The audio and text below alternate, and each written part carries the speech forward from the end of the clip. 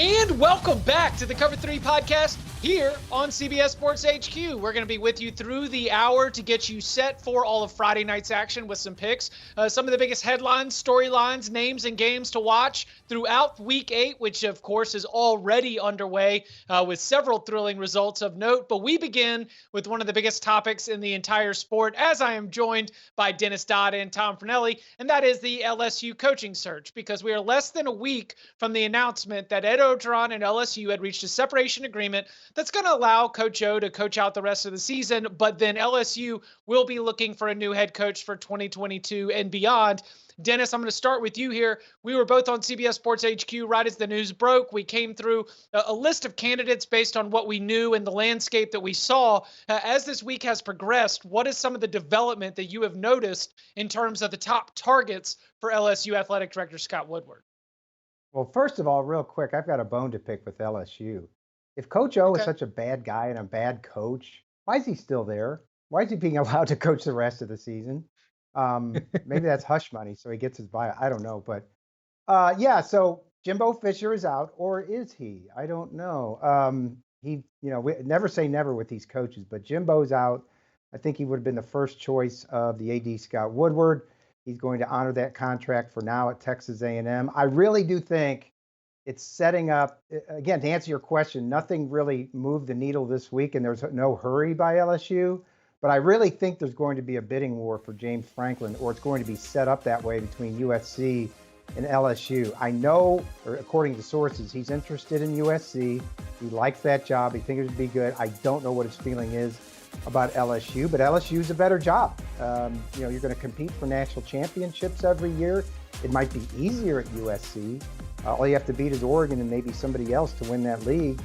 But that's career-changing job if you go to LSU. So I really think with the agents and as hot as he is right now, it's going to be set up as a bidding war for James Franklin. If I were Penn State fans right now, I wouldn't be too secure in the fact that he's going to be back next year, frankly. Yeah, I don't know who it's going to be, but I think you're right in that there's going to be a bidding war, and agents and coaches are going to be getting paid this winter because, in a way, LSU's kind of painted itself into a corner in this situation because they fired Ed Oregeron, who won a national title less than 2 years ago, is owed $17 million in his buyout. You don't make that move and then hire an up-and-coming coordinator from some group of 5 school. It's got to be a big name. So whether that's James Franklin, Jimbo Fisher, Lincoln Riley, any single big name you can think of in the coaching industry, in the college coaching industry, is going to be a candidate for this job. It is going to be getting a raise because this job is open this winter. So it's going to be a really interesting situation because, as you mentioned, Dennis, with James Franklin and Jimbo Fisher being 2 of the bigger names available for this job, or at least 2 of the names connected to this gig, if one of them takes the job, that just means we have another great big job, whether it's Texas A&M or it's Penn State, coming open, which is just going to lead to all sorts of dominoes and coaches moving across and people getting raises. And again, as has been the case every single offseason for the last who knows however many years, agents are going to be getting paid this year. Hey, it's already started. Mike Gundy, new contract announced today on Friday at Oklahoma State. So I guess we crossed that name off the list. I don't know how high Mike Gundy was. We definitely didn't see him on that odds board. I want to throw up one follow-up, and first I'll throw it at Tom. If Billy Napier is the coach and he was listed 5th on that odds board, and I think that Billy Napier, if he is offered the job, Scott Woodward just has to say, "Hey, Billy, it's Scott Woodward," and the phone is hung up, and Billy Napier's driving to Baton Rouge. Like, he's taking that job the second that it's available.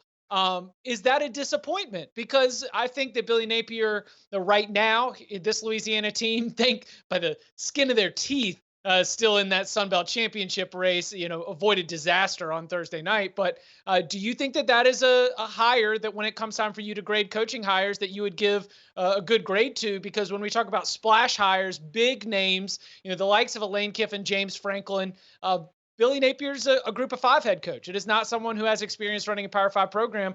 Would that be a disappointment, you think, for LSU fans or in your eyes as an analyst?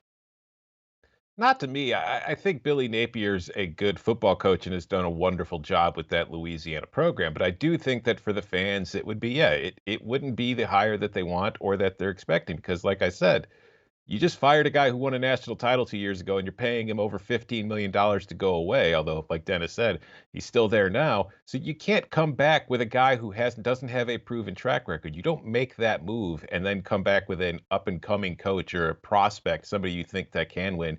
You have to bring in somebody who's proven that they already can win somewhere else to come to the job. So yeah, I think if you're an LSU fan and you've been spending 3 months on message boards tracking Jimbo Fisher's flights or James Franklin's flights and all these rumors, and then it ends up being Billy Napier, you're going to be disappointed, and he'll be starting the job already on the hot seat. Though, of course, considering it's LSU and the way things have gone there lately, I think no matter who gets hired, they're already on the hot seat.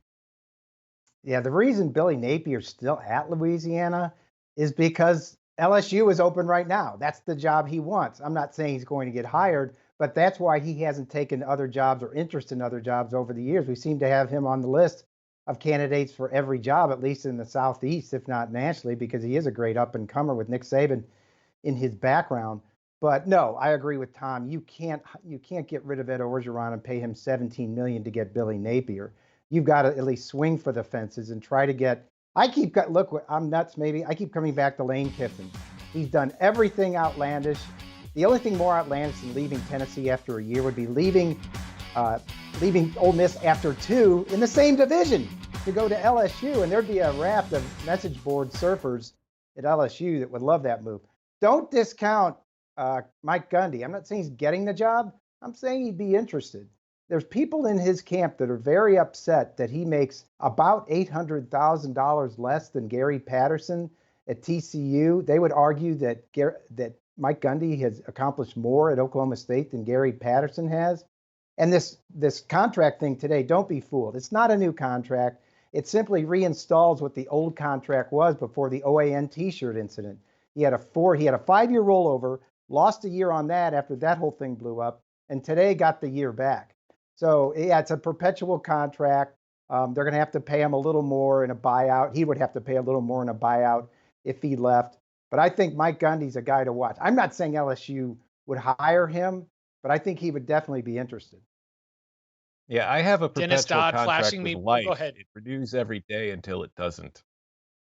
Right. Oh, that's so beautiful, Tom. Thank you for offering that poetry here on CBS Sports HQ.